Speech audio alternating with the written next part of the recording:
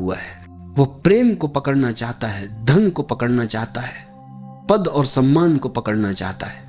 और सबसे विचित्र बात यह है कि वह परमात्मा को भी पकड़ना चाहता है, पर सत्य यह है कि पकड़ने वाला हमेशा खाली ही रह जाता है। पकड़ना जितना गहरा होगा, खालीपन उतना ही बढ़ेगा, और छोड़ना जितना सच्चा होगा, जीवन उतना ही भरने लगेगा। जीवन को पकड़कर नहीं जिया जा सकता, जीवन को केवल जिया जा सकता है। यह नदी की तरह है जो अपनी धारा में बह रही है।